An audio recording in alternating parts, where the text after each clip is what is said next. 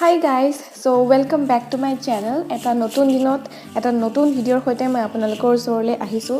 বহুত দিনৰ পৰা ভিডিঅ' দিব পৰা নাছিলোঁ বিভিন্ন কাৰণত, কিন্তু এতিয়া পুনৰ মই ভাবিছোঁ কনসিস্টেন্টলি মই চেনেলটো আগবঢ়াই লৈ যাম। কিন্তু এইবাৰ টপিকবোৰ বেলেগ হ'ব আৰু এইটো ভাবিছোঁ লগতে যে এইবাৰ ভিডিঅ' কেইটা মই অসমীয়াতে কৰিম।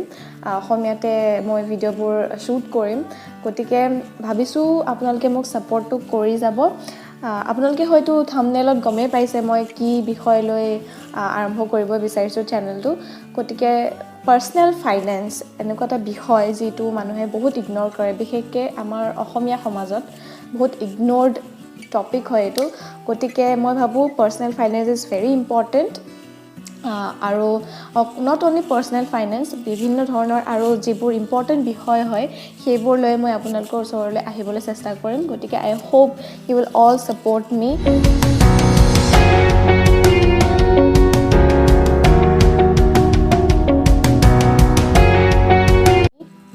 সো ফাৰ্ষ্ট কথাটো হ'ল পাৰ্সোনেল ফাইনেন্স কিনো হয় আৰু ই কিহৰ কাৰণে ইম্পৰ্টেণ্ট।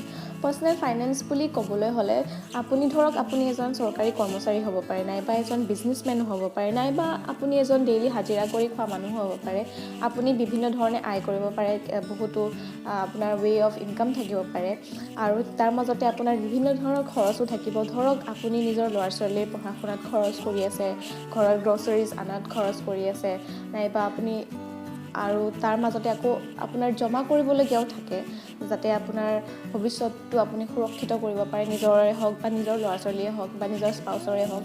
গতিকে সেই যে গোটেইখিনি এটা আপুনি আপোনাৰ খৰচটো, আয় বা ইনকাম আৰু আপোনাৰ এক্সপেন্সটো এটা কণ্ট্ৰলত ৰাখি যিটো আপোনাৰ এটা লুপ থাকে, সেইটোকে কোৱা হয় পাৰ্সোনেল ফাইনেন্স। যাতে আপুনি আপোনাৰ ফাইনেন্সটো নিজৰ কণ্ট্ৰলত ৰাখিব পাৰে, সেইটোৱে আপুনি পাৰ্সোনেল ফাইনেন্স বুলি কোৱা হয়। আৰু ছেকেণ্ড কথা, এইটো কিহৰ কাৰণে ইম্পৰ্টেণ্ট, আপোনাৰ পাৰ্সোনেল ফাইনেন্সৰ ইম্পৰ্টেঞ্চটো আপোনাৰ ডেইলি লাইফত কেতিয়াও আপুনি অনুভৱ নকৰিব। খালি এটা কথাতেই অনুভৱ কৰিব যেতিয়া ইমাৰ্জেঞ্চি চিটুৱেশ্যনছ আহে। মই মোৰ দেউতাৰ ক্ষেত্ৰতে পাইছোঁ বহুতো, যে দেউতা অলপ অসুস্থ আছিলে আৰু যেতিয়া তেওঁৰ চিকিৎসাৰ কাৰণে অলপ ফাইনেন্সিয়েল অলপ প্ৰব্লেম হৈছিলে, তো তেতিয়াই মই বুজিছিলোঁ যে কিমান জৰুৰী পাৰ্সোনেল ফাইনেন্সিয়েল প্লেনিং। গতিকে financial planning it should be a part and parcel of your life, not your life, everybody's life. So' এইকাৰণে আপুনি পাৰ্সোনেল ফাইনেন্সটো বিষয়টো বহুত গুৰুত্ব দি লোৱা উচিত।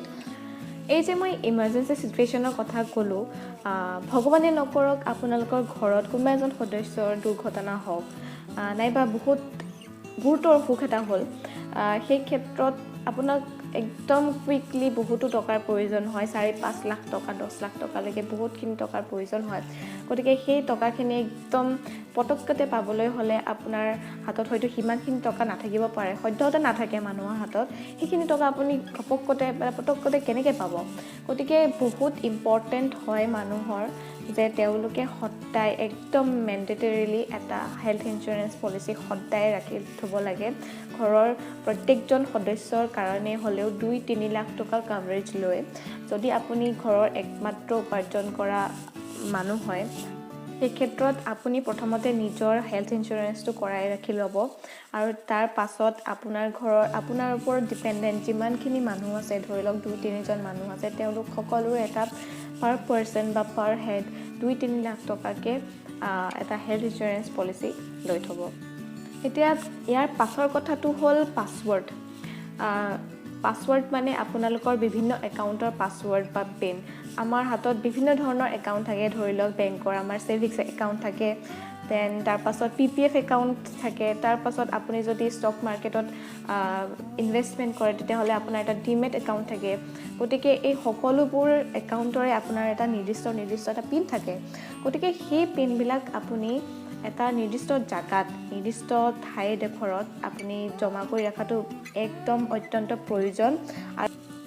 আৰু সেই পাছৱৰ্ডকেইটা কি কৰিব, আপুনি আপোনাৰ একদম ক্ল'জ ধৰি লওক আপোনাৰ হাজবেণ্ড নাইবা আপোনাৰ ৱাইফ, তেওঁলোকৰ সৈতে বা তেওঁলোকৰ পিনকেইটা একলগ কৰি এটা ধৰি লওক আপোনাৰ PC বা ডেস্কটপত এটা ফ'ল্ডাৰ বনাই, সেই ফ'ল্ডাৰটো আপুনি পাছৱৰ্ড প্ৰটেক্ট কৰি অকল মাত্ৰ সেই এটা পাছৱৰ্ড মনত ৰাখিলেই আপুনি বাকীকেইটা পাছৱৰ্ড আপুনি এক্সেছ কৰিব পাৰিব গতিকে মানুহৰ বিভিন্ন ধৰণৰ একাউণ্টৰ পাছৱৰ্ড মনত ৰখাটো একদম অত্যন্ত প্ৰয়োজন সেইটো কাম আপোনালোকে কৰিবলৈ কেতিয়াও নাপাব গতিকে তাৰ নেক্সট কথাটো হৈছে একাউণ্ট নমিনি আপুনি আপোনাৰ বিভিন্ন ধৰণৰ ইনকাম আছে আপুনি টকা আপোনাৰ জমা আছে বিভিন্ন একাউণ্টত কিন্তু সেই একাউণ্টৰ আপুনি নমিনি দিবলৈ কেতিয়াও নাপাহৰিব আপুনি আপোনাৰ ৱাইফক নমিনি দিব নাইবা আপোনাৰ হাজবেণ্ডক আপোনাৰ ল'ৰা ছোৱালী যিকোনো আপোনাৰ মা দেউতা যোন থাকে আপোনালোকে এজন নাইবা মেক্সিমাম আপুনি যিমান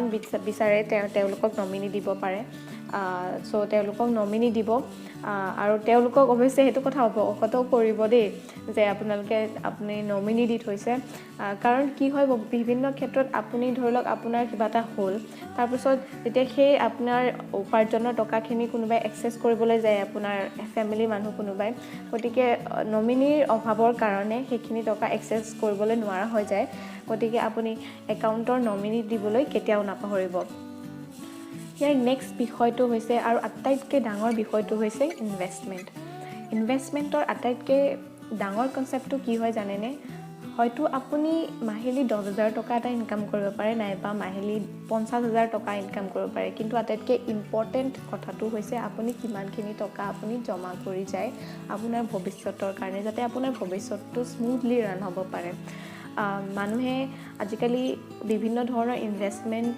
ষ্ট্ৰেটেজিজ এপ্লাই কৰে যেনে ধৰি লওক তেওঁলোকে মিউচুৱেল ফাণ্ড লয় তেওঁলোকে ষ্টক মাৰ্কেটত ইনভেষ্ট কৰে নাইবা আজিকালি একদম ব্ৰেণ্ড নিউ কনচেপ্ট হৈছে ক্ৰিপ্ট' মাৰ্কেটত ইনভেষ্ট কৰে নাইবা আজিকালি মেটাভাৰ্ছো আহি গৈছে কিন্তু আমাৰ অসমীয়া মানুহ বা আমাৰ সচৰাচৰ এটা জেনেৰেল মাইণ্ডছেট আছে যে কি হয় বেংক একাউণ্টত টকা জমা কৰিলে আটাইতকৈ ভাল ইনভেষ্টমেণ্ট হয় আৰু আটাইতকৈ ছিকিয়ৰ্ড থাকে কিন্তু ভাল ইনভেষ্টমেণ্ট বুলি আমি বেংক একাউণ্টত টকা জমা কৰিলে ক'ব নোৱাৰোঁ কাৰণটো হৈছে ইনফ্লেশ্যন ডেট ইজ মুদ্ৰাস্ফীতি গতিকে মুদ্ৰাস্ফীতি বিষয়টো এটা সম্পূৰ্ণ বেলেগ বিষয় এটা সম্পূৰ্ণ এটা সময় লোৱা বিষয় গতিকে সেই বিষয়টোৰ ওপৰত মই বেলেগ এদিন আকৌ আহিম ভিডিঅ' এটা লৈ মই ভাবোঁ বা একচুৱেলি হয় যে বেংক একাউণ্টত টকা জমা ৰখাতকৈ আপুনি যদি মিউচুৱেল ফাণ্ড নাইবা ষ্টক মাৰ্কেটত আপুনি ইনভেষ্ট কৰে তেতিয়াহ'লে আপুনি এটা ভাল এটা ৰিটাৰ্ণ পাব পাৰে গতিকে আটাইতকৈ ইম্পৰ্টেণ্ট আটাইতকৈ